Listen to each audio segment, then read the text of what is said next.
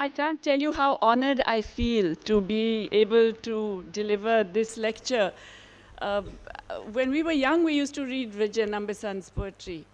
And this is, of course, well before, I think he had written the book on Bihar and so on, which is, of course, an absolutely amazing book also. I don't know if any of you have read his book on Bihar, which I think is still very valid and relevant, many years after. Uh, what struck me always about his poetry, and I imagine that those of you who knew him would know much more about it, is that, unlike a lot of other poets who get kind of obsessed with the sound or the so-called poetic quality, he didn't traffic in words. He kind of said it like it is. He was out to capture the essence of something. So there was something very pure about the poetry, I always felt. And clearly, therefore, an exceptional man. I'm really also very honored to be able to deliver this in front of Kaveri, who is another extraordinary person for whom I have the greatest respect. And clearly, you're doing a great thing out here in Manthan, in Hyderabad, this getting together to be discussing issues that matter with different generations and everybody doing this on a voluntary basis. It's fantastic. So thank you so much for inviting me. I'm really happy to be here. Okay, so what I want to talk about, I'm an economist by training, which is a little boring, but I'm going to try and link some of the things that I've been thinking about to a broader vision, I think, that matters for all of us as citizens of India, of course, but as people who have to exist in this really weird world that we're in today. And specifically, I want to begin with the whole idea of capitalism and democracy, and then come down to how it can play out in India. What choices do we have in terms of getting an economy that actually works for people rather than making people slave away and kill themselves for the sake of an economy. So let me give you a punchline first. What's my first argument? My first argument is that capitalism is fundamentally incompatible with democracy, okay? And this is something that we are often not told. In fact, we're usually told the opposite, right? The liberal economic order and the Western, rule of law, et cetera, that's supposed to be compatible with democracy. And that's capitalism, free markets, et cetera, it's all supposed to be part of what enables democracy. And the other side, the bad guys, the totalitarians, et cetera, they are the ones who are anti-democratic, of course, but they're also therefore seen as not capitalist in the same way. So what I'm saying doesn't sound quite plausible at one level, right? Certainly, I know the economics textbooks that young people read today are also more or less the subtext is that free markets equals freedom in other ways. And that's essential for democracy. So why am I saying that it's incompatible? Because the logic of capitalism, so okay, let me go back a little bit. What the hell is, excuse my language, what is capitalism anyway, right? What defines it? And of course, lots of different definitions. Some people will say it is the ability of those who own property to control those who do not own property and therefore have to sell their labor power, which is, the social relations of production business. Some people just say, no, it's the fact that you have these markets operating and that the rule of markets is what defines capitalism. But I increasingly have begun to believe that really it's all about property. In other words, you cannot imagine capitalism without private property. It's the fundamental defining basis. And in fact, there's some people who've done some interesting work. There's a lawyer called Katerina Pistor who's written a book called The Code of Capital. And she says, all of you who keep saying, oh, it's all about economic relations and this and that, no, it's about the laws. It is actually, you will not get capitalism till you get laws that give some people control over something that then becomes their asset, their ability to sell it, to exchange it, to make a profit from it, to keep the profits from it, et cetera, all of that. And that's something that evolved over centuries, but that's the fundamental and critical basis. In other words, private property is the defining feature of capitalism. And it's different from, let's say, feudal kind of property, which was not necessarily that you could exchange it, that you could then keep the profits of the exchange and all of that.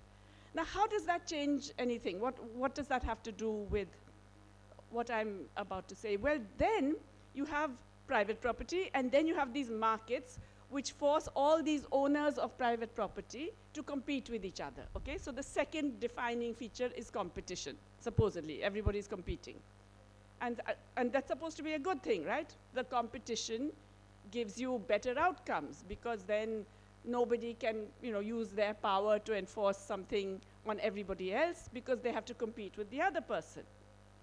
It turns out the way capitalism has evolved over the last century in particular, it actually means growing concentration and centralization of ownership. So it's not just property, but it's the fact that that property gets more and more and more concentrated into fewer and fewer hands. Okay? So we know in the past there were societies like that, where the king or the emperor owned everything, and everything was subject to their whims.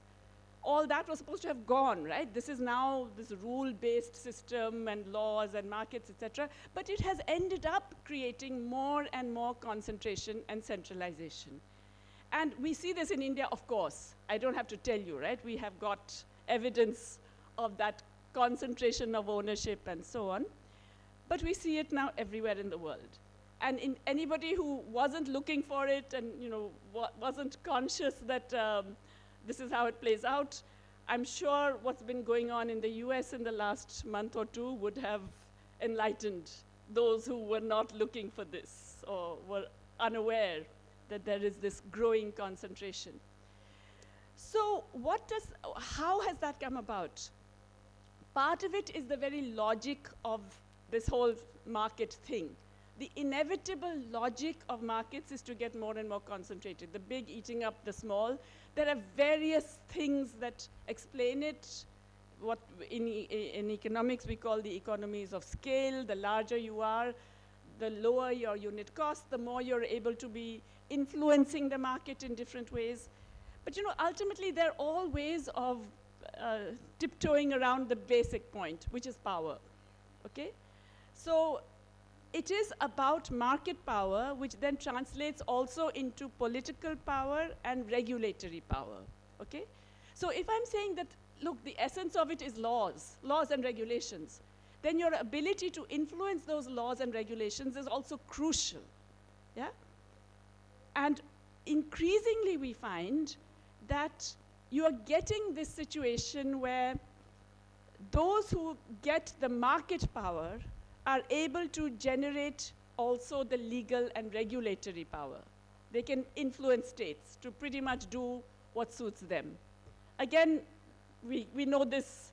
I don't even have to give you examples from India, right? We're all experiencing it all the time, whether it's an airport or a zoo or all kinds of things happen in every week that are showing us that private power is able to influence legal structures, regulatory structures, and therefore then add to that private power more, reinforce that private power, and reduce the power of others.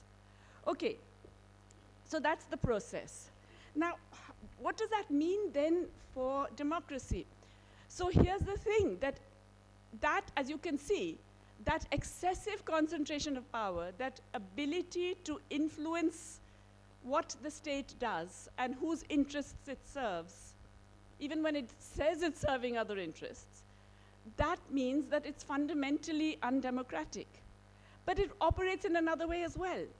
Because it is fundamentally undemocratic, people themselves get disgusted with democracy, with the whole process of elections, or pretending you have power, that your vote gives you that power, et cetera, and so it's easier in a way to manipulate and create the results of what would be extremely undemocratic economic outcomes. And of course, on top of that, we have the way new technologies have emerged, which are, shall we say, slightly on a different level. I mean, every technology is labor displacing, et cetera, but we now have new technologies that are, if you like, 360-degree in control of our lives, okay? The Greek economist Yanis Varoufakis, he calls it techno-feudalism. He says we are in a new world, which is not capitalism anymore.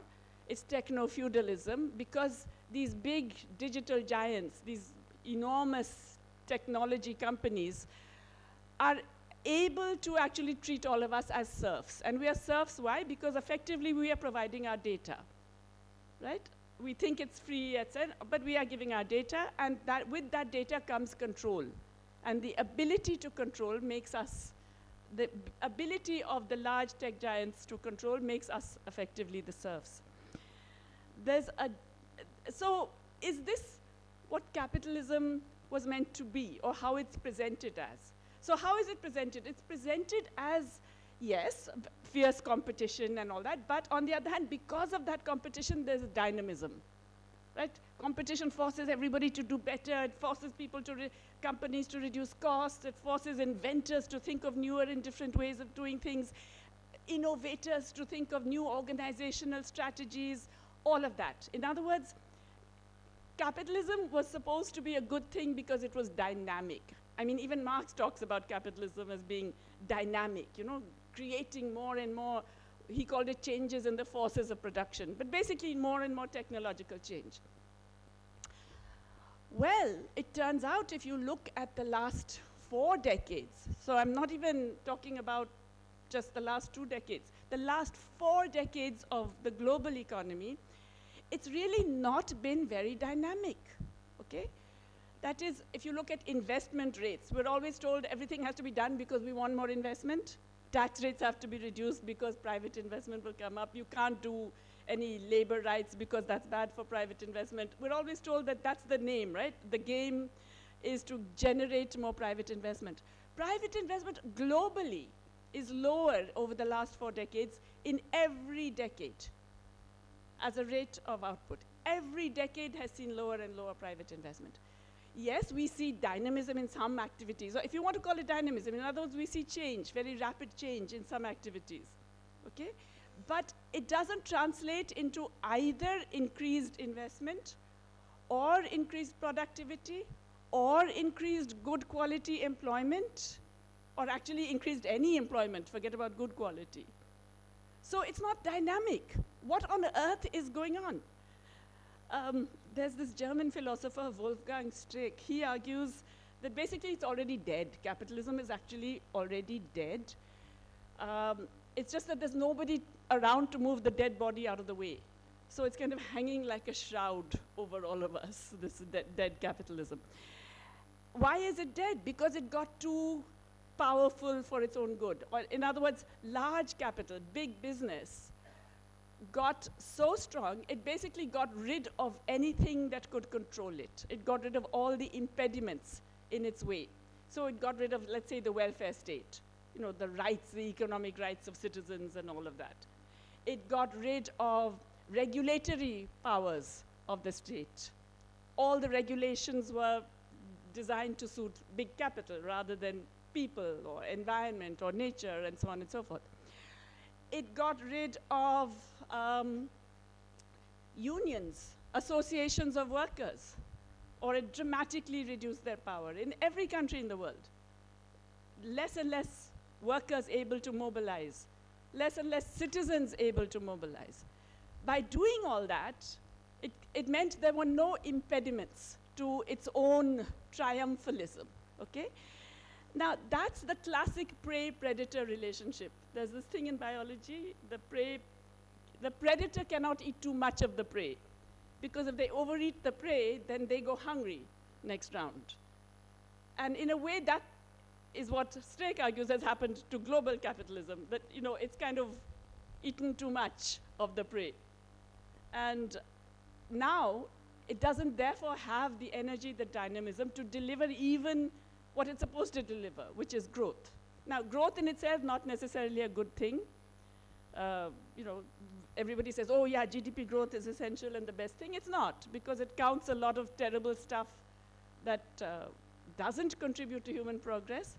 It doesn't count a lot of the critical things which are essential for human survival, like care, care work and activities which are not counted if they're not paid, and so on. So GDP growth in itself is not a great thing.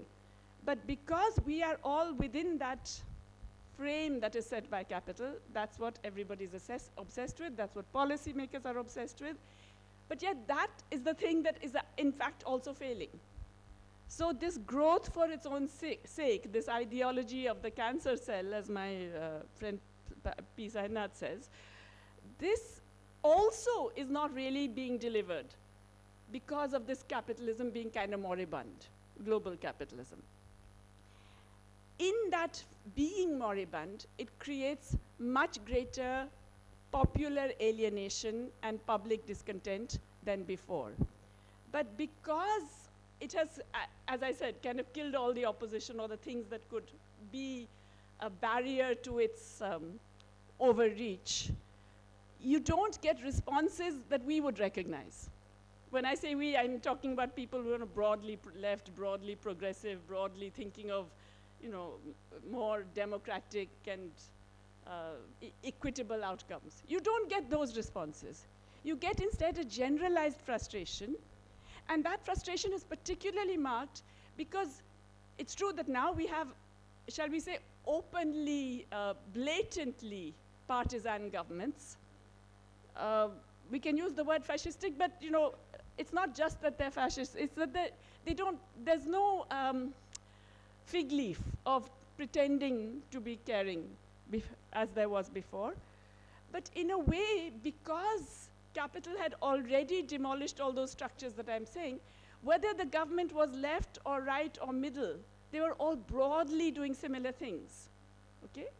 And that's why we have got so many people everywhere in the world generally looking for outlets for the anger and the frustration. And of course, the way it's being used by not just political parties, but broadly by certain political tendencies, the way it's being used is to focus on the other. So the other in India is Muslims, the other in the US is migrants, the other in Europe is also migrants. But you know, when you run out of one particular other, you can create another other. There are always others available. In large parts of the Middle East now, the Shia-Sunni thing, which had really not been an issue for a very long time, has suddenly re-emerged. So you can do all kinds of things to create another. And of course, once you do that, then you absolutely don't want this whole, even the sort of standard trappings of democracy. The one person, one vote, the equal voice to all, the inclusion required in a whole range of public services. You don't want all that. You don't want to even make that a basic plank of an economic agenda. When I say you, I'm saying, you know, a lot of the reaction to that has come in that way. So if we're trying to understand the processes that have brought, let's say, the Trumps of this world into positions of such power, but also the processes that mean that even governments of the supposed center-left, like the new government in the UK, you know, the Keir Starmer government, it's a Labour government, it's supposed to be center-left, broadly saying similar things. It's really because of this desperation of capital now to somehow find a way of not just legitimizing itself, but actually getting back to some dynamism. And that's because, you know, it's a kind of, it's a very strange, contradictory kind of dialectical process. That growth of big capital destroys all of the things that could have restrained it, and that's what they wanted to do, because they wanted to keep growing and get more and more powerful. But then having done that, there is no push, there's no driver for the economic dynamism. And then, because there's no driver for the economic dynamism, there's not enough employment, there's not enough public, there's none of the stuff that capitalism is supposed to deliver, and so people are angry. And so to give an outlet for the anger and the frustration and the disaffection, you generate others. In the process of generating others, you then create a new, and this is where it's a little, the script changes slightly, you then create a new animal which in fact even large capital cannot necessarily control. So this is a bit, Gramsci in his prison notebooks, he was writing in prison, in Italian prison under the fascists in the 1930s. And he said that, there is this interregnum period when the old world has died, and he used the word died, but the new one is yet to be born, and nobody even really knows the shape of that new one. And you may want that, we would want a better new dawn, as it were. Somebody else may want a very different one, but nobody really knows the shape of that new one. And so you get that interregnum, that intervening period, which he says is really a period of monsters. It's a period when monsters come out. And with monsters out there, they can do all kinds of things, unpredictable, etc. Now, this is a broad frame to look at a lot of stuff that we know is going on, certainly in India, certainly in the US, certainly in Europe at this moment.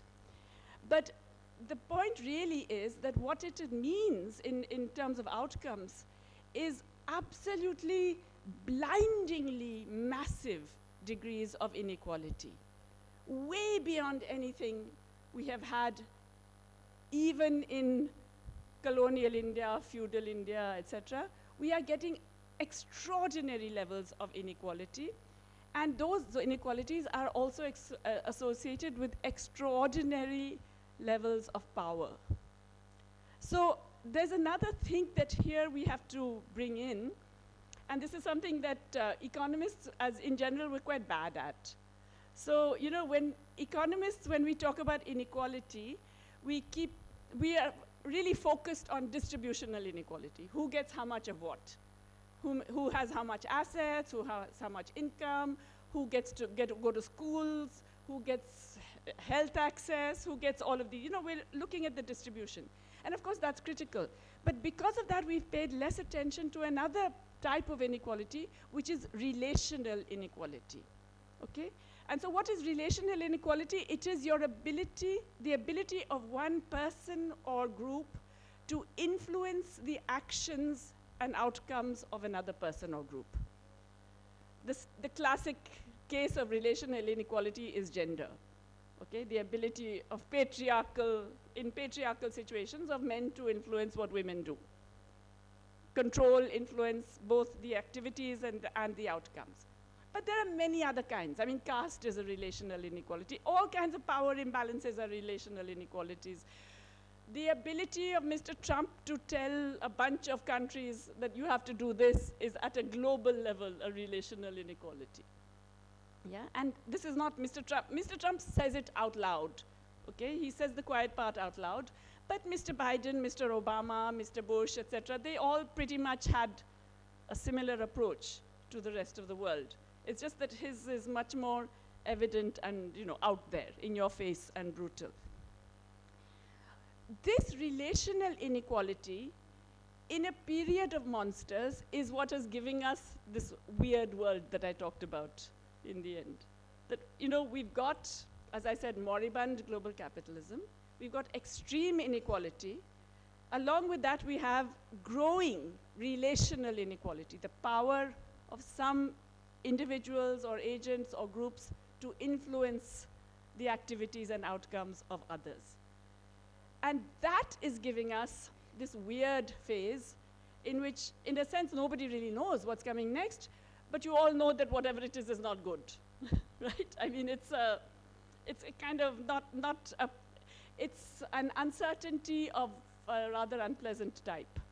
Or as, who was it? Dick Cheney, famously during the Iraq War, he said there are known unknowns and unknown unknowns.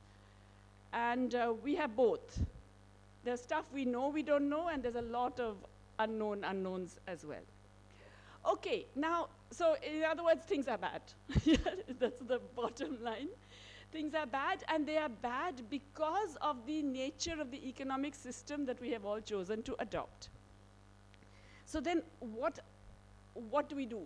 How do we even get out of bed in the morning in this context? And is it worth getting out of bed in the morning in this context?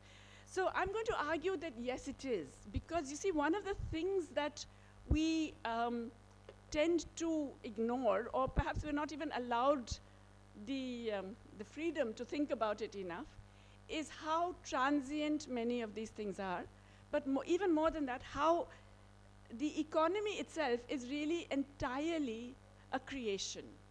It is something that is manufactured. It is not something that was written in stone that this is how human beings have to relate to each other in this way. It is entirely a human, I would say, invention, creation. And if it is invented and created by humans, it can also be changed, reformed, revamped, thrown away by humans. In other words, these are processes that are subject to human intervention. And what do I mean by that? Essentially, we have to get to a situation where we realize that everybody, every person in a society has to say, we are not looking for what all of us do in terms of how it serves the economy. We have to change our notion of the relationship between economy and society. And what do I mean by this? So, for example, anything that a government does, they will tell you they're doing it for economic growth or for the economy, right? As I mentioned, the tax cuts, why? Because it's going to get private investment and it'll help economic growth, etc. But getting more women into the workforce, we're constantly given numbers. Oh, you must get more women in the workforce. That will increase GDP by so many million or billion. And globally, it will increase global GDP by so many billion if you get more women in the workforce. We have to improve the health of people. Why? Because a healthy workforce generates more productive workers and gives us more GDP. Everything is seen in relation to what serves the goal of increasing GDP. In fact, we should be doing it the other way. We should be standing it on its head and saying, wait a minute, what do we want in our society? What do we want as a goal? We want, let's say, we want health for all in the broader sense, not just in terms of, access to clinical care and so on, but the entire gamut of things that generates health.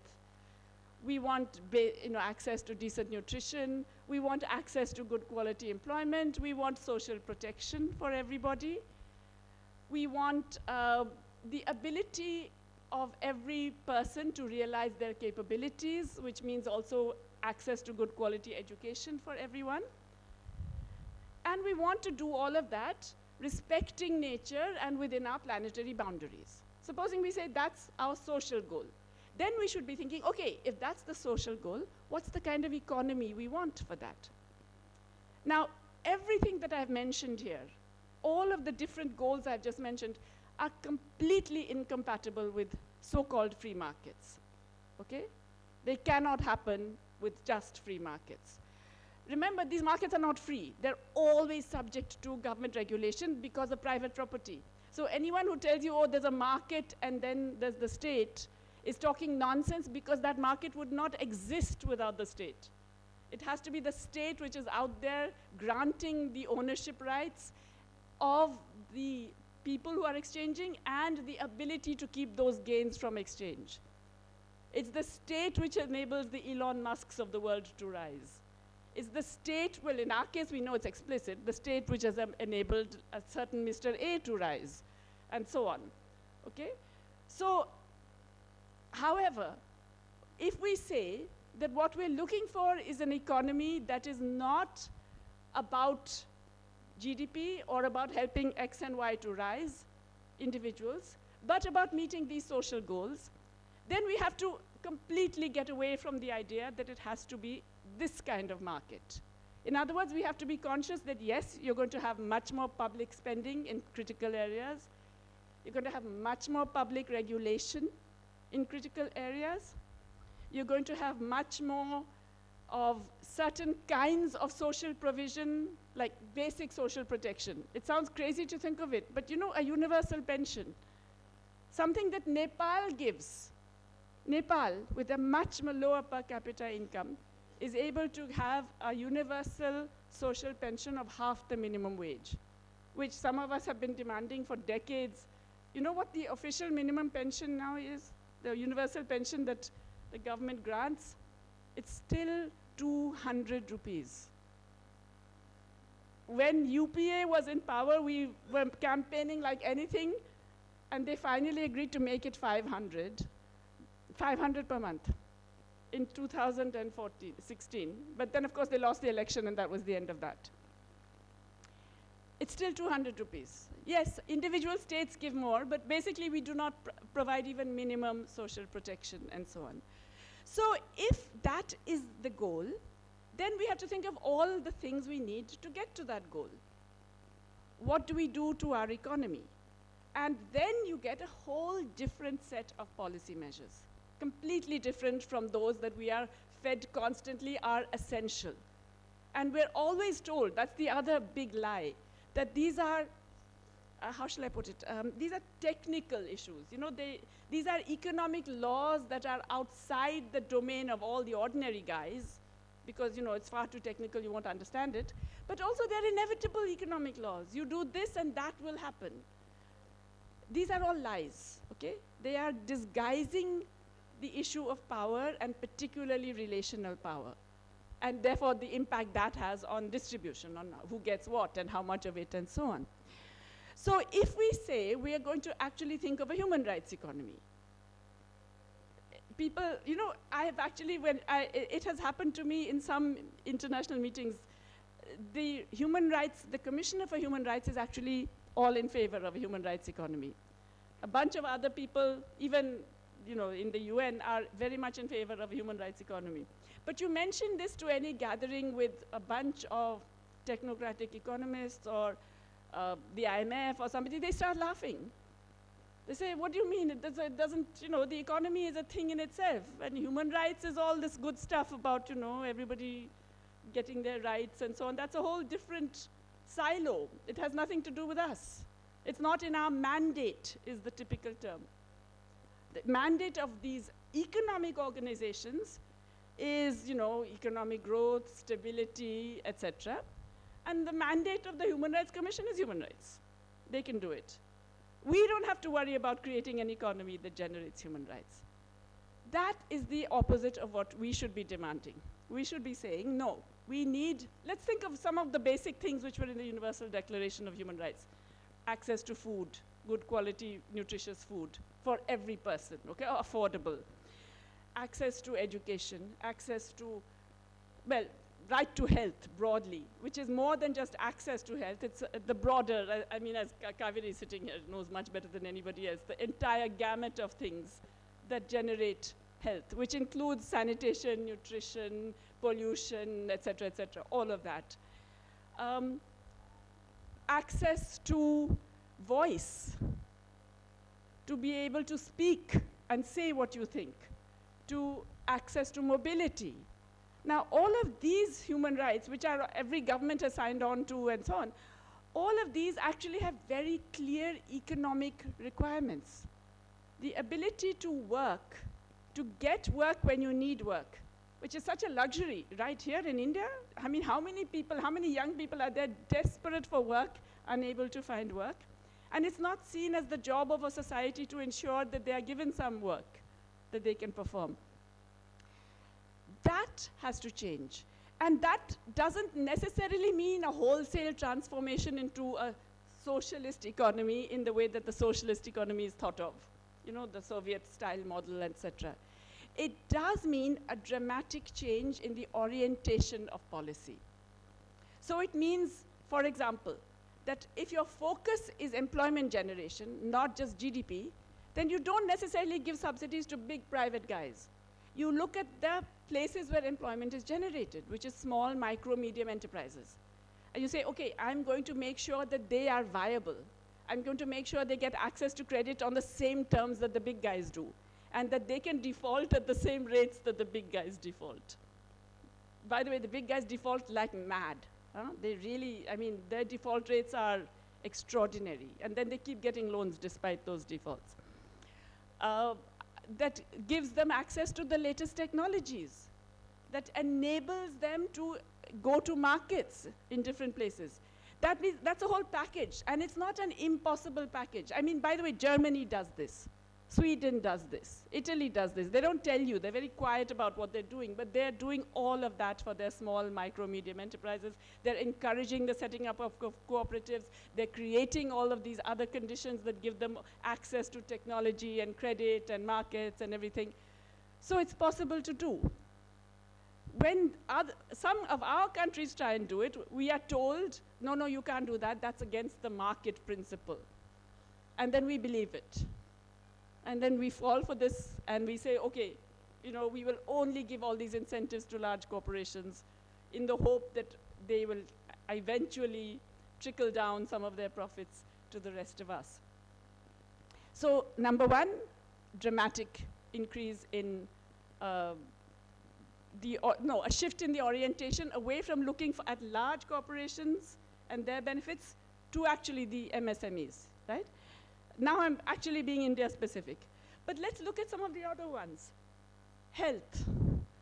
I mean, you know, just before coming, I was on the flight, I was rereading Kaveri's wonderful book on the luxury called health. And one of the things which is so evident in all of the descriptions that she provides, I mean, there's a lot of complexity in there about how, you know, there are different kinds of incentives for doctors and nurses and all, and how some people can play the system. All of those things are there. But you know, the underlying terrible feature of India for our terrible health conditions is the fact that we have almost very low public spending on health. Our total public spending on health is 1% of GDP. 1% of GDP, okay?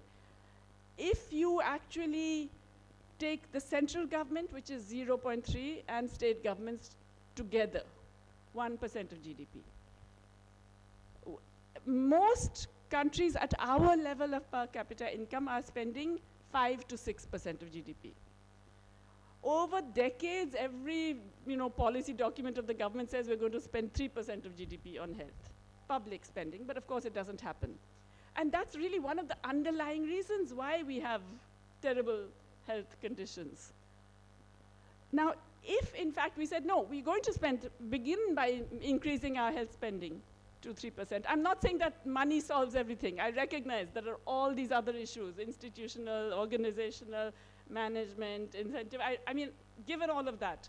But supposing we combine a dramatic increase in health spending with a dramatic or at least a significant change in regulation, okay? So, right to health, right to education, for which we would need at least 6% of GDP spending, right? At the moment, again, it's around 3.5% of GDP. Again, decades, governments have been saying, yes, yes, we'll spend 6% of GDP on health. We don't. Let's say we double that. We increase it to 6%. Right to food. I mean, imagine we have the largest number of hungry people in the world. Although it's true, our ministry, I just saw the report, has just declared that we have eliminated extreme poverty. We have reached Sustainable Development Goal 1 of zero hunger, apparently. But we all know that's not true, right?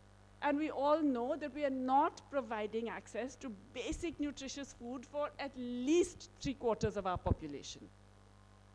So we have to ensure that, okay? And we have to ensure, so I've already talked about employment, yeah? Right to work as a critical thing. Beginning, of course, with dramatically expanding the employment guarantee, but also in bringing it into urban areas, all of that. If we do all of those things, now it sounds like a utopia almost, right? To do all of that would be a utopia. So Prabhat Patnaik and I did a rough back of the envelope kind of calculation based on prices of 2 years ago, but also the GDP of 2 years ago. And we estimated that it would take between 8 to 10% of GDP additional government spending. And of course, I can see all of you saying, oh my God, how can you spend additionally 8 to 10% of GDP more? Can I just tell you, during the pandemic, you know how we're always told governments can't spend more and there's this limit and all that? During the COVID-19 pandemic, the rich countries spent on additionally, that is between January 2020 and March 2021, they spent additionally 15% of GDP, beyond what they were already spending.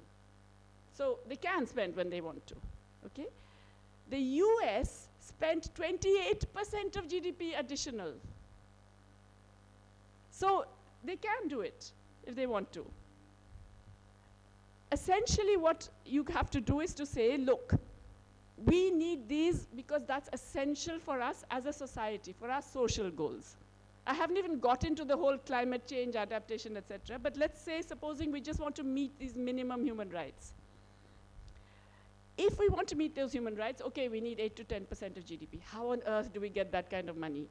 And we can't just go out there and spend because then, there will be chaos. There'll be a large deficit. Capital will fly out. There will be a currency crisis. It'll all be terrible, is the basic argument. We can do it if we actually say, well, we're going to tax the very wealthy, and we're going to tax large multinational corporations who currently get away with paying almost no tax. Okay? And we will also tax our own corporations, the large ones, at the same rate that the medium and small corporations get taxed. So what does that mean? You see, what happens today is that the rich guys basically pay very low rates of taxation because they have all kinds of ways of transferring the money into trusts, shell companies, other activities, and anyway, we don't have a wealth taxation. We're always told that, oh no, it costs much more to tax wealth than the money you get in collecting it. That's because we try and tax different, all kinds of wealth. If we focused on just the very rich, say everybody in India, let's say the top 0.1% of the population. In fact, one estimate done by an economist at Madras Institute of Development Studies a while ago, before the pandemic, he did, Subramaniam, he did a study based on the richest 965 families. And if you taxed the richest 965 families, 2% of their wealth, which frankly you wouldn't notice, right? They're all billionaires. I mean, you really, with those numbers of zeros, you don't notice 2%. You would get 1% of GDP. You could double health spending with just this tiny little tax on the richest 965 families. There is a proposal right now, and it's a proposal that has been supported by G20. Our Prime Minister went and signed on to it in Brazil, okay, at the G20 meeting. It is a proposal that says that, yes, we should encourage more ways of taxing the wealthy, and one thing we should look very seriously at is a minimum tax on wealth equivalent to 2% of the wealth. In other words, you don't have to tax the wealth. You can tax dividend income, you can tax it, rent income, you can tax it in different ways, but it should come to a minimum of 2% of the wealth. Why is that? Because most of the richest people pay much lower taxes than anybody here. We get it taxed out of our salaries, etc. They have many ways of avoiding the tax, and they hire all these tax lawyers and accountants to make sure they don't pay these taxes. So a 2% minimum wealth tax, which G20, as I said, agreed to. A lot of finance ministers are already keen on implementing it. Mr. Modi signs it there, but comes back and is very quiet about it here, right? We haven't heard a peep about wealth tax. In fact, when I think it was the Congress in its manifesto suggested a wealth tax, he jumped up and said, oh, they're going to take your cows and they're going to take your Mangal Sutra and stuff like that. We have to actually say, yes, we tax the extreme wealthy, because that money is not being used for investment.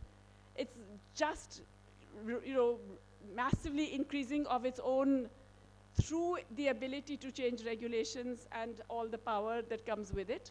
We're going to tax that wealth, and we're going to tax multinational corporations. Again, currently they pay no tax. Okay, now Facebook, India accounts for, I think, 14% of revenues. Apparently most people in the world don't do Facebook as much as we do. Anyway, 14% of revenues, but it doesn't have any profits in India, because all its profits have to go to Ireland. All its, they have to keep transferring to Ireland for its patent royalties, for technical fees. It has to go to its offices in the Cayman Islands, etc. It just transfers the profits to places that are low tax. Instead of that, we should say, and we can say, and there is a proposal out there that governments have agreed to, that we should be treating all these multinational companies as one company. So Meta or Apple or Google or any big multinational has one set of global profits. It has one set of global shareholders, but it pretends it's all these different companies for tax purposes.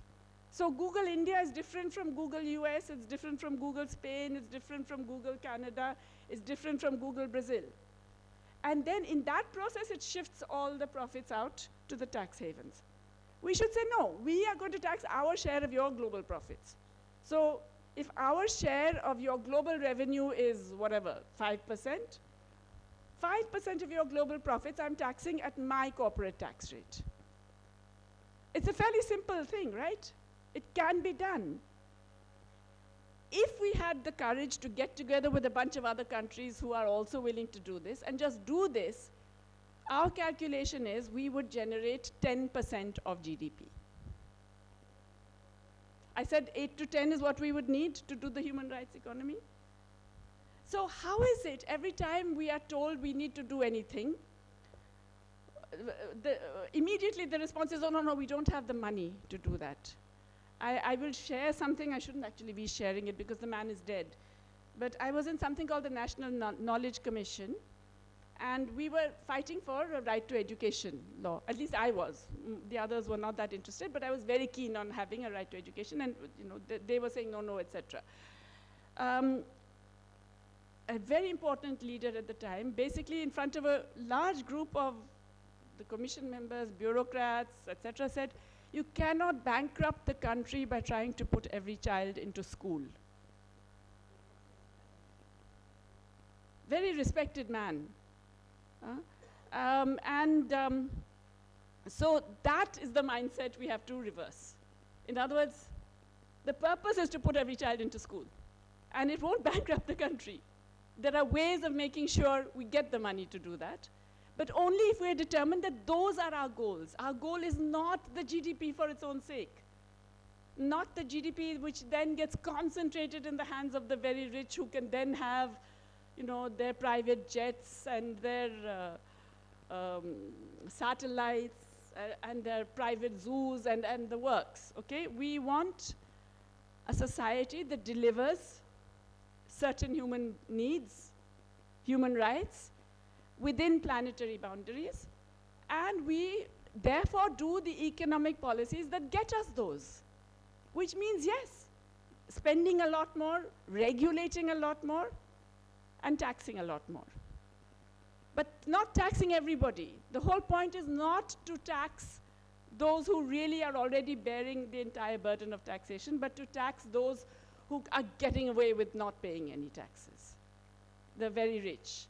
So that also reduces the inequality, doesn't get away from this. Now, by the way, none of this is revolutionary, right? I haven't even said abolish private property or anything like that. I'm not saying, this is not socialism. Yeah, this is actually fairly standard kind of, within what used to be called welfare state kinds of principles. This is a fairly standard, maybe even too modest, maybe unadventurous kind of thing. The very fact that it can sound so heretical tells you how far we've come and how influenced we are already in terms of the way we look at the economy and the way we say, oh, these are things we just have to let happen because that's the way the economy is. Every time we suggest this, people are going to come back at us with this. They will begin by where is the money, and then they'll say, oh, you can't do that. You can't tax because then capital will leave. Oh, you can't do this because, multinationals won't want to come to India. And without multinationals, we can't survive. Well, the multinationals can't survive without India. And so on. So we have to actually be prepared for that kind of pushback. But we have to be putting it out there more and more, that what we need is a human rights economy. We don't need an economy, or rather, we don't need humans to be working for the economy. We need the economy to be working for humans. And of course, within planetary boundaries, as I keep saying, and that we have to do through regulation. That is to change the incentives for more green investment, less brown investment, more desirable ways of doing things, more ecologically friendly and acceptable ways of doing things. I'm sounding, I know it's a bit general, right?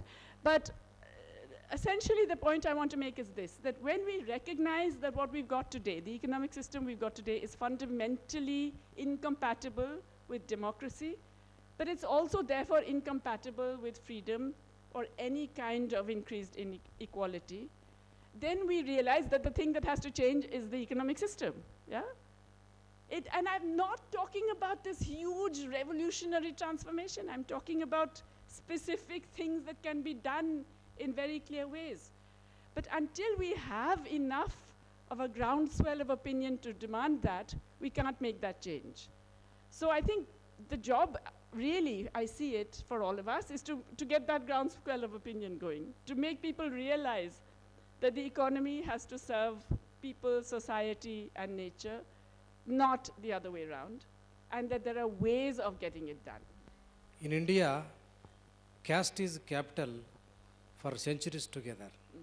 Your opinion, please. Is capital relational power? Yes, also. So yes, I would agree with you that caste is one very important way in which relational power is expressed. But I think what is really fascinating about India, first of all, I think we're the only kind of subcontinent civilization that has it. In most other places in the world, they can't even fully understand it when you try and tell them about it. And what is also extraordinary about it is that it's not just centuries or millennia, it persists. It persists through open economy, socialist, Nehruvian economy, open economy, etc. It persists through so-called modernization, all the big luxury flats, all the bullet trains. It persists through everything. That's something that is very, very particular and unique to India. And I think the reason is because you know how capitalism is like an octopus. It uses whatever it gets. And capitalism in India uses caste for its own advantage. Like it uses gender. So it uses caste because it gives it segmented labor markets. It can then pay some workers much lower for other things. It can cluster workers in some occupations. And then they have no bargaining power and they get really very low paid, etc. So that's one of the reasons for its persistence in a way. I just like to bring to your notice that the new income tax bill 2025, now it's going to introduce in the provisional bill a significant economic presence. That is for the multinational companies who have presence. Need not be physical presence, that's also mentioned here. Significant economic presence. So that what it applies to companies like Amazon and Meta and all those things. I think I would just like to bring this to your notice. No, that's a good thing. That is one of the things we have been arguing for, is that countries should use the FETRA. A significant economic presence can even mean sales. It doesn't have to be buildings and assets and factories and workers. And that's a very good thing, to be able to say that we are going to include that in your fact that you are taxable in our country. Removal of all facades, or the good facades of communism, all the camouflage is removed, and Gorbachev probably destroyed that. Do you think Trump's going to do the same thing with capitalism? Remove all the camouflage and just be brazen about it? This guy, it's a very interesting phenomenon, right? We are certainly in the interesting times. Remember, that is the Chinese curse. May you live in interesting times. Yeah, it's hard to figure out whether Trump is a symptom or a cause, and also, it's early days yet. Already, we have been through a lot of chaos in the last 6 weeks, which is all that he's had so far. But the fact that he's openly representing the interests of certain elements of large capital, but that he's also willing to dismantle the entire fairly rigid global structure of economic laws that was essential for previous imperialism. That's very interesting. So does that mean he's going to dismantle capitalism? I don't think so, because unfortunately, I'm too old now. I've seen too many prophecies of the end of capitalism. But it's certainly going to be a different thing. Yeah, it's going to be more of a bit of a Wild West in terms of spheres of influence, who can grab what, who can exercise. It's going to be different bullies in different neighborhoods, yeah? Which which is not the global economic order, the capitalist economic order that was created by the US. So yes, he is definitely going to dismantle that. I would say he already has. But my question is, everything, UN is pushing everything this to the sustainability development goals. And yes, the developed countries, European countries are working on this sustainability development goals, diversity, DEI, diversity, equity, and inclusion, but it's slowly dying, and no one even wants to get there until they have this the financial factor or the money factor over there. Like once Zurich Insurance CFO told us, women in leadership in my MBA, that you have to show them the financial profitability which they get through this, then only they will do this. So why is it like that, and can it not be changed? Because US has already dropped its diversity and inclusion. Microsoft did that, then Google is also going to do that. So how can we? Well, you know, this is, states can, you know, and the fact is that Google and Microsoft are dropping it because they've got the signal from the US state, right? If the US state wanted to, it could impose these regulations. And it has done this before, okay? So it's not as if this is something fallen from the sky, that you cannot have large corporations that succeed and so on. I think it's important to stress that these are happening because this is a state that has decided it will do this. If, in fact, that state remains in power for long enough, it can completely alter the entire face of all of these things. And that will then, if you like, you know, that virus will spread to other countries as well. But you can get pushback because it's, as I said, it's the responsibility of states. So it is a question of how do you make states listen to you? And I think that's the critical thing.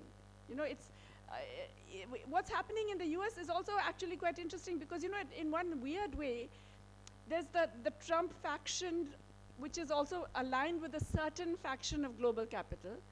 But there is the other part of the US deep state, which, let's face it, unfortunately, the Democrats are aligned with, which is aligned with another part of global capital, the military-industrial complex, and etc. So the ability of citizens to push back against this is what matters. It's not, you know, it's not that the companies are going to do it because they suddenly become good. Companies never suddenly become good. They are not Mother Teresa. They are going to do whatever is in their interests for profit. They will do good if they are forced to do good, if they're regulated into doing it. It's not going to be big. The point which you mentioned, that Google operates as Google Ireland, Google Spain, Google this, Google that. In the earlier MRTP Act, the interconnection was a principle where you could interconnect because even they have the same name. Yes. All that has been diluted. Now, one point which you made is, how do you go after them if you're going to make all single, isolated companies? If they all join together, it's different cup of tea. Now here, India is afraid, suppose if we go against Google, they will say, all right, we will not hereafter do any business in India, and we will be the losers in the sense of technology, this, that, and all. How do you react to this, that our own policy fear could be a deterrent to a good policy? Yeah, no, but I think it's a genuine fear, and you know, you have to recognize that that is true. The real solution to this one is to work in coalitions. So, you know, the African countries, the African Union is now very united on tax policies. And a single African country cannot do anything like the way I suggested. But all of the African countries together, yeah, they can do it. India alone, it'll be hard. But India with Brazil, with Mexico, with a bunch of other countries can do it. You know, so it means that you have to look for coalitions. Of course, you have to be a government that wants to do it. So that's a prior political condition as well. Yeah. So my question is more around, like you said, tax more, spend more, regulate more. Like Mr. Trump is showing now, and you said capitalism is dead, right? So probably democracy is also dead. So where is the political will going to come from to make those changes, right? What's going to happen? Will we actually need a revolution to implement a lot of what you have been saying? Because pretty much the world over now, is there any hope at all that a citizens movement, civil society, the true liberals can even find any form of leadership to make a difference? I'm not very optimistic, ma'am. So please help me on this. Thank you. Okay, it's very easy, bad times. But on the other hand, I think what is really interesting is how we really don't know the future, and the future is often literally just around the corner. So let's look down south to our neighbor, Sri Lanka. Okay, they did this incredible peaceful movement, the Aragalaya. They went through tremendous sacrifices, managed to throw out the dreaded Rajapakshas, and then got the same guys back. I mean, not the same guys, but their brothers, cousins, and etc. In a worse situation, because then they had IMF as well, right? So when I went 2 years ago to Sri Lanka, everybody was in a state of complete depression. They said, we went through all of this, and so many people sacrificed so much, and now things are much, much worse, and the real wage is half of what it was even then, and so on. I went back last year, and look what's happened. I mean, if you had told me when I had gone, in fact, when I was there last year, if you had told me that there would be an election in which Anura Bandaranaike, who at that point in the opinion polls was 31%, would actually win, and then that his party, which had 3 seats in parliament, 3, would get a 2/3 majority, I wouldn't believe it. In fact, I tell you, they couldn't believe it, that they'd done it. Things happen. It's happened in Uruguay, it's happened in Honduras, it's happened in, it's not unknown for things to happen. Good things also to happen. To go a little further, what was that term you used? Inequality, something. Relational. Relational equality. Yeah. Now in India and even in our city, the 100 richest people are all from upper castes. Yes. Now, how is this groundswell going to happen? Do you think it will happen? Like you're talking of Sri Lanka, Honduras, what are the other countries? Do you think that this can happen, where this groundswell can come, can happen, make a difference? Do happen. Can they happen? Yes, they can definitely happen. Do they happen? Already the southern states are completely different, even vis-a-vis caste. I know there's a hell of a lot of caste inequality and discrimination in the south, but it is nothing compared to what happens in the north. And the public services in the south are infinitely better than those in the north. Because you had a Periyar movement in Tamil Nadu, because you had social justice movements, there is something that remains in those. Can it happen? Caste, I don't know. It's a tough one, caste, let me be honest. I have a Chinese friend who, when he came here and he saw everything, and he said, you guys have to have a revolution. There's no way you'll get rid of caste without a revolution. You might solve other issues. There is a problem there. Yeah, caste is something which is so extraordinary and so persistent that it's hard to know how to get rid of it. But it can change. Definitely, I would say it's different in Tamil Nadu from how it is in, let's say, the northern and central states. And that's not what we want, but I'm just saying, yeah, it is what they call a wicked problem, right? Caste is India's wicked problem. We have an elephant in room, that is artificial intelligence, which is coming in so aggressively. Our decision-making framework till now, it is based on the historical data.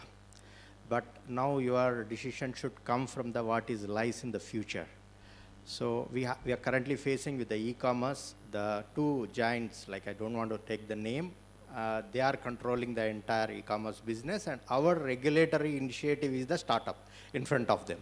So now with the AI revolution, I think the regulatory control also is moving out of the leaders, local leaders, because if you see in the healthcare, with the technology, we brought a social divide were there, digital divide has come. Now with the preventive medicine, which is going to come with the artificial intelligence and biotech, how they are emerging with the preventive medicine, now there is going to be a divide for the healthcare access also.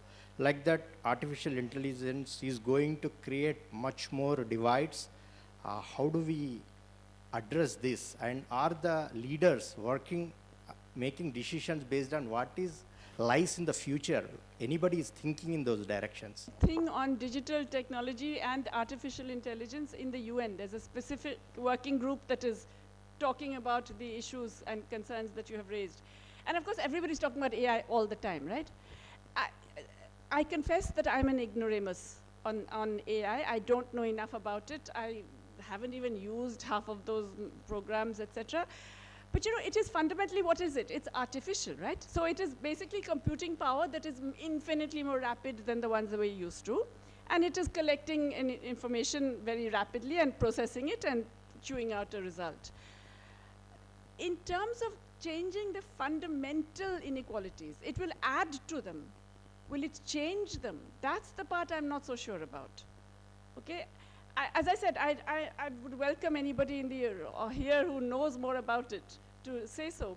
But just last, yeah, we'll come back to that. But just last point on artificial intelligence. You know, there is a lot of hype about it. And hype is on purpose.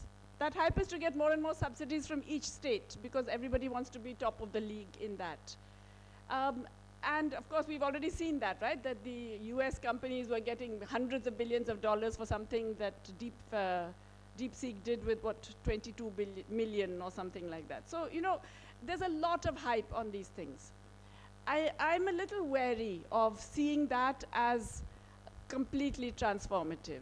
I think it's currently 6%, and more of it could go to education. I don't know where we need the defense budget. We're not taking on China, and Pakistan is hardly a threat.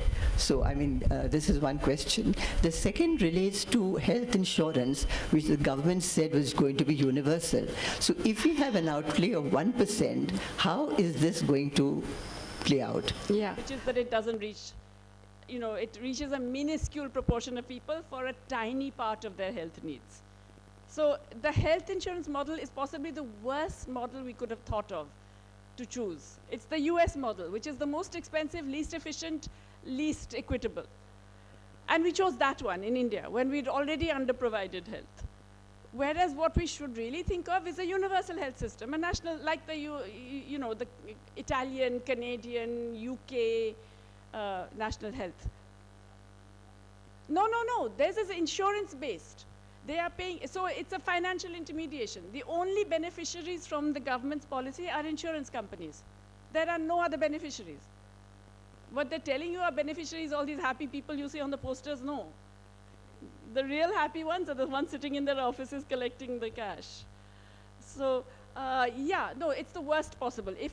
And by the way, anyway, the outlays are pathetic.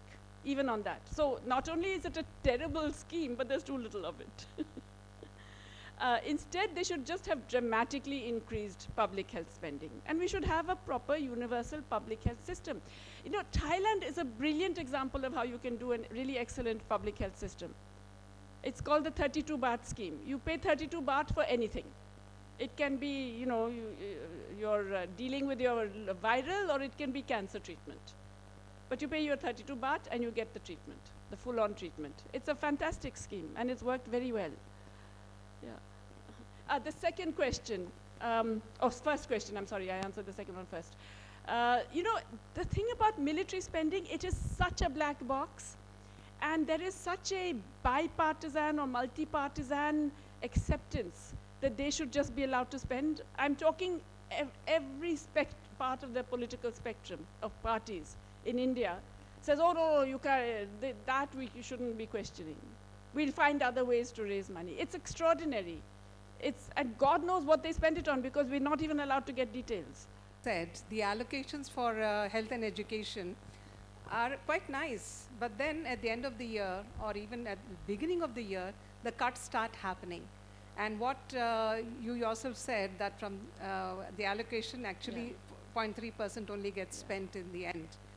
Now, when we know this has been happening plan after plan after plan, why is there no,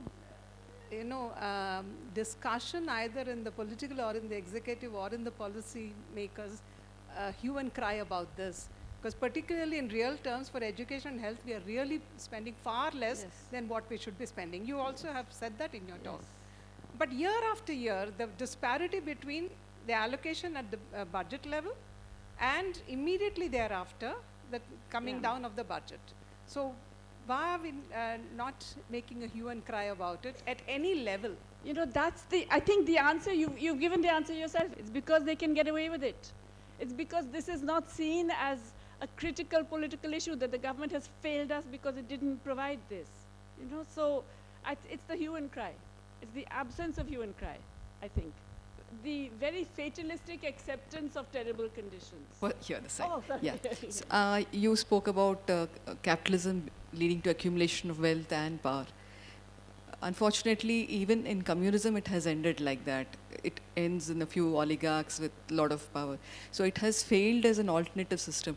Why do you think that communism started out with so much of goodwill, then it has become just like capitalism in terms of concentration of wealth and really killing the, the poor people? I actually believe it's very hard to talk, I've been saying capitalism all this time, but in fact there are many different varieties of it in different countries and, depending on the social historical context, etc. And the same is true of communism. So Soviet communism had a particular trajectory. The Chinese, they still call themselves communists, by the way, because of the complete totalitarian control of the Communist Party of China. It's not a communist economy in any, shape or form, but they consider themselves to be communist. I wouldn't call it communist, but they call themselves communist.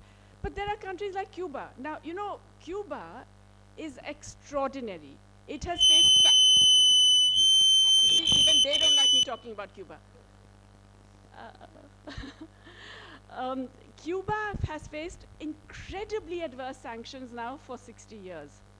It has survived those sanctions and managed to give everybody minimum working. I'm not saying it's a wonderful regime, but minimum, all the basic needs I identified. It has one of the best healthcare systems in the world.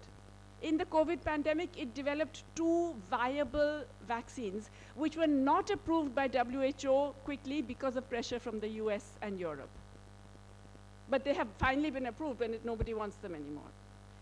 But it has one of the best, most innovative and frontline cancer treatment systems in the world.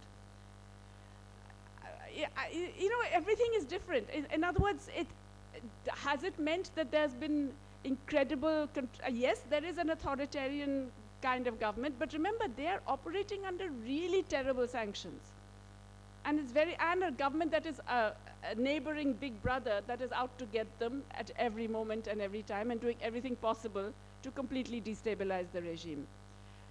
I have friends who are Cuban economists who are actually shocked at the lack of knowledge of the rest of the world, of the kind of struggle that they have to do to just achieve even, and in that context, their achievements are incredible, And yet we sort of say, oh, but it's a totalitarian, or not, it's an autocratic regime and they're arresting dissidents. Excuse me, who is not? Right? Are we not arresting dissidents? Are we not autocratic in India? And yet we haven't got a single one of those achievements to write about. So I would say it varies. It depends on specific trajectories. It's not necessary that all communism ends up the way the Soviet Union did. And the Chinese trajectory is different from the Soviet Union already. The Vietnam trajectory, again, they call themselves communist, right? And it's different from China. It's not as capitalist as China. It's much more mixed in a way. So, and much more small and medium enterprise oriented. So I would say it's very hard to generalize about this. I would not say that it's bound to, all of them are going to end up the same.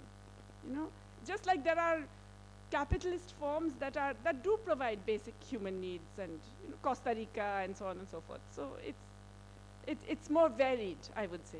We are told about this false dichotomy of environment and development. Mr. Ramchandra Guha was here last month and he spoke about it. Do you agree with that? And the second one, building on to what the lady spoke, do you think the Gandhian model of decentralized development is still an option in this 21st century? Yes to both. Environment and development do not have to be in contradiction. And also we need to define development differently. Development doesn't mean just flyovers and bullet trains. Development means the things that I was saying, those ensuring human rights and basic needs of the entire population. That is not in contradiction with reducing carbon emissions, with improving the quality of life, environmental qualities, with reducing ecological damage. It's not in contradiction. There are technologies and ways of doing these things, which can be, especially now with decentralized solar power and all of these things, you can, if you redirect investments in a different way, you can achieve a lot of these things. Because remember, in terms of mitigation, you can reduce the energy requirement of your economy, you can reduce the kind of energy you use, you can change the sectoral structure between agriculture, industry, services. There are things you can do. If you say that, no, we want to develop, and development means also bringing in Bitcoin, then no, of course it's a contradiction, because Bitcoin is one of the most energy consuming and really environmentally disastrous things around.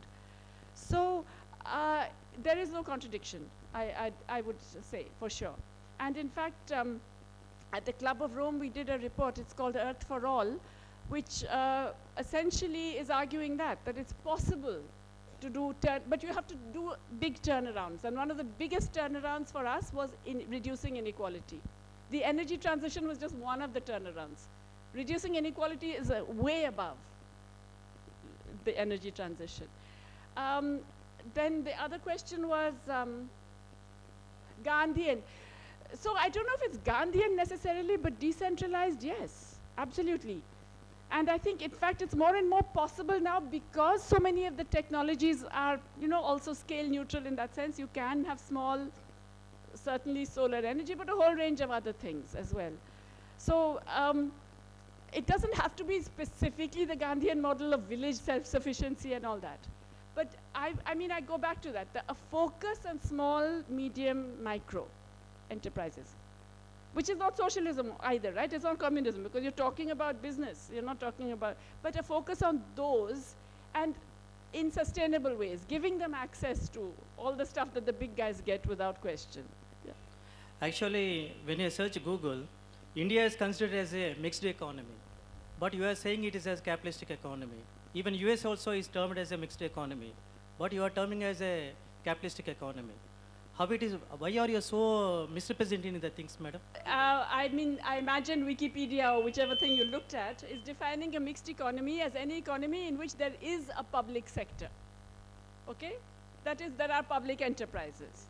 In which case, every economy in the world will have public enterprises. But also, as I pointed out, capitalism and a market economy rely on the state and all the laws and institutions that the state creates. So no capitalist economy could exist without active participation, enabling of the state. So that's the thing, when they tell you, oh, no, we want less of the government and more of the market, that's all nonsense. They're just saying they want a different type of government, one that is only helping large capital. Mixed economy, if you say any public sector existence is mixed economy, then all economies in the world are mixed. Do you think we derived from Constitution of India and the social justice preamble talks about the decentralization and distribution of wealth? Where do we get wrong in that? And which political class do you think in future our dreams of coming true? Original sin comes even from there, the fact that these things were put into directive principles, not into the fundamental duties. So at that time, Ambedkar had objected. He had said, no, these should not be only directive principles. All of the rights that I've mentioned, education, work, etc., all of them are there. But they're all in directive principles. So it's a bit, yeah. And so that was the original sin in a way. But if you look at I think, where did we go wrong or when did we go wrong? This is a very big and complex issue. But I think if I had to give a sort of one-word reason for why we went wrong, I would go back to caste. And I would go back to caste not only because the caste system exists and persistent and etc., but because it creates a massive tolerance for inequality and discrimination. And that that ability for all of us to, let's face it, that's how we survive, to look away when we see, you know, the people living on the streets or the terrible conditions of the slums and so on. That's part of it. The tolerance of massive inequality, hierarchy, discrimination in a way that I think is unmatched anywhere in the world. And to me, that's the root of a lot of our other problems. Rights, human rights. It's been seen over the last few years, over the world, you know, over the world, across the world. It's been like a right to do something wrong, right to do wrong things, right to ask for wrong things across the world. So how do you address this, number one? Then so Dubai, it's a rich country. People from all over the world, they come there, happily they work and go. They never harp on rights, policies, budget and all, but it's very rich. So can I add on that don't go for all these words and buzzwords, policy, budget, GDP. Just work and get your bread, be happy with it, because there is no free lunch, there's no freebies. Rather than across the world, any part of the country, we all ask right to do wrong things, right to be wrong.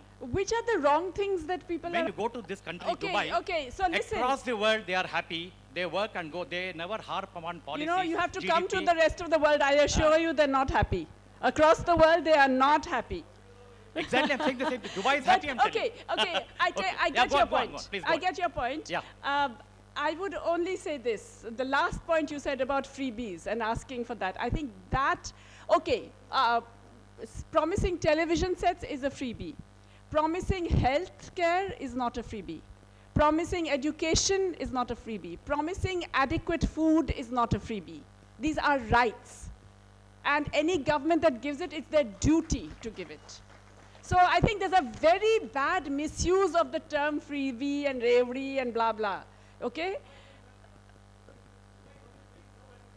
Dubai, because it is in an oil-rich region, that's why it's doing well. It's a financial center. Hello, that's why Singapore is doing well. It's a financial center in a rich region. No surprise there. I mean, look, come on, it's the size of Greater Bombay. Have a heart. And we were listening about the human rights economy, all this 1 hour. And you were also mentioning about the fascistic tendencies of the states globally. So how do these two poles match without a political commitment? No, political commitment is essential, but what I've written in stone, we're not stuck with them forever.